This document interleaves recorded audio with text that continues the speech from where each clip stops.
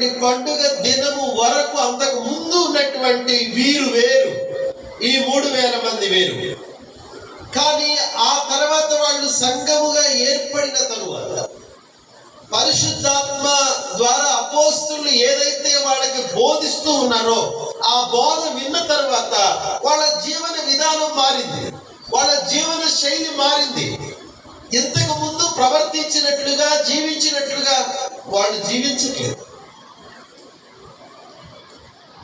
ఒప్పుకుంటారా?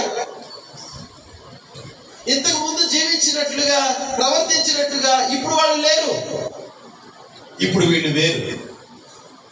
కారణం ఏంటి అంటే వాళ్ళు వేరుగా ఉంటున్నట్లు, వాళ్ళు ప్రత్యేకంగా జీవించినట్లు, మిగిలినటువంటి లోకమునకు భిన్నముగా ప్రవర్తించినట్లు, జీవించినట్లు వాళ్ళని ప్రభావితం చేసింది ఏంటిది? అపోస్తలుల బోధ.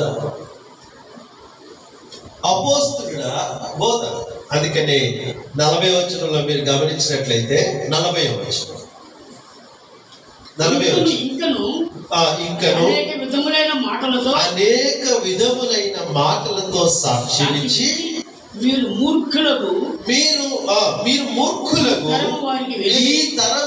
ఈ తరము వారికి వేరై రక్షణ పొందుడని చూసారా? ఈ తరము వారికి వేరై రక్షణ పొందుడి అని చెప్పేసి అన్నారు. అంటే ఎక్కడి నుండి వీరు వేరు కావాలి? సెపరేషన్ ఫ్రమ్ హూమ్ అని చెప్పేసి అంటే అంతకు ముందు వాడు ఎవరితో కలిసి ఉన్నారో అన్యజనులు కాదు, యూదులే. అంతకు ముందు యూదుల్లో ఉన్నారు, యూదుల మధ్య ఉన్నారు. కానీ ఇప్పుడు ఇక మీదట వాళ్ళు యూదులుగా లేకపోతే ఇజ్రాయేలీలుగా ఉండబోట్లేదు. వీళ్ళు క్రైస్తవులుగా ఉండబోతున్నారు, వీళ్ళు క్రీస్తుకి శిష్యులుగా ఉండబోతున్నారు. కాబట్టి ఈ విధంగా ఉండాలి అంటే ఇక మీదట అంతవరకు కలిసి ఉన్నటువంటి వారితో ఇక వీళ్ళు కలిసి ఉండకూడదు. మూర్ఖులని ఈ తరము వారికి వేరై, they are going to be separate.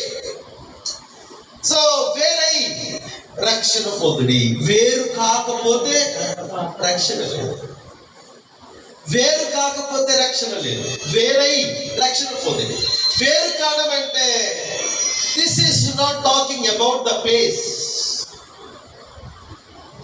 ఇది స్థలాన్ని గురించో లేకపోతే ఏరియాని గురించి మాట్లాడుతున్నటువంటి విషయం కాదు, అంశం కాదు. ఇది వేరు కావడం అంటే ఎక్కడ ఎలా అని చెప్పేసి అంటే వాళ్ళ ప్రవర్తన,